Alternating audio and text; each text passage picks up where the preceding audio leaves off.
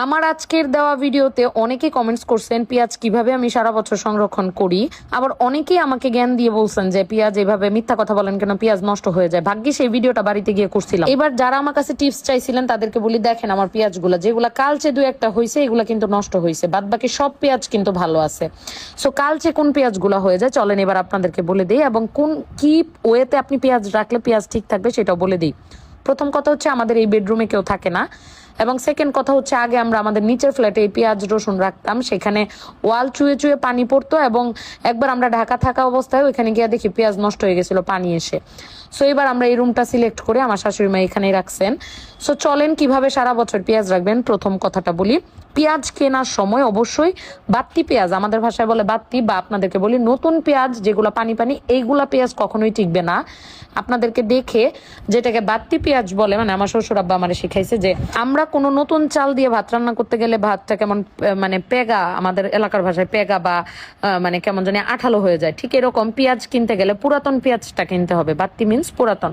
So এই কথাটা আপনাদের প্রথমে মাথায় রাখতে হবে। পেঁয়াজ কিনবেন অবশ্যই পেঁয়াজের লোকের সাথে কথা বলে যে পেঁয়াজটা আমাদেরকে মানে পুরাতন পেঁয়াজটা দিবেন। আমাদের পেঁয়াজের মধ্যেও কিছু পেঁয়াজ তারা মিক্সড করে দিছিল, যেটা আপনারা দেখতে পারলেন যে কিছু পেঁয়াজ মানে কালচে হয়ে গেছে, ভেতরে চোচা হয়ে গেছে। তো এটা আপনার ধরে নিতেই হবে যে 1 মণ 2 মণ 3 মণ পেঁয়াজ কিনলে সেখানে আপনার 5 কেজি 6 কেজি মানে নষ্ট হবে, বাদ বাকি সবগুলো টিকে যাবে।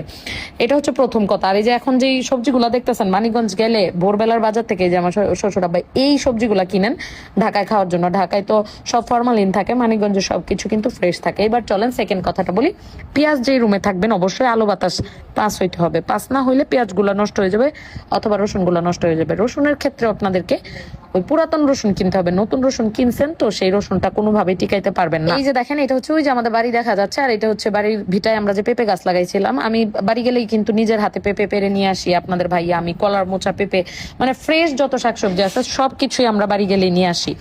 আর পেঁয়াজ রসুনটার দাম যেহেতু ওঠা নামা করে সেই জন্য আমরা এইভাবেই কিনে রেখে দিই। সো সেকেন্ড টিপস হচ্ছে আপনারা আলো বাতাস পাস হবে এরকম রুমে রাখতে হবে। আমাদের ওই রুমের জানালা দিয়ে মানে বাতাস পাস হয়। ফ্যান ছেড়ে রাখবেন মাঝে মাঝে বাড়িতে থাকলে, আমরা বাড়ি গেলেই আবার ফ্যান ছেড়ে দিই। তাতে পেঁয়াজের যে একটা উৎকট গন্ধ হয় সেটা ঠিক হয়ে যাবে, এবং আপনার জানালা দরজা খোলা থাকলে সেই বাতাসটা পাস হয়ে পেঁয়াজ রসুন কিছুই নষ্ট হবে না। আর তৃতীয় টিপস হচ্ছে পেঁয়াজটা মানে প্রত্যেক যেহেতু 1 বছরের জন্য আপনি রেখে দিবেন, সেই ক্ষেত্রে আপনি প্রত্যেক 1 মাস 2 মাস পর পর পেঁয়াজে যেগুলো পচন ধরবে ওগুলা বেছে ফেলে দিবেন, নাহলে ওই পচন ধরাগুলো থেকে আরেকটায় পানি লেগে পচন ধরে যাবে। সো এই 3টা টিপস যদি আপনি ফলো করে পেঁয়াজ রসুন সারা বছর রাখেন কিচ্ছু হবে না।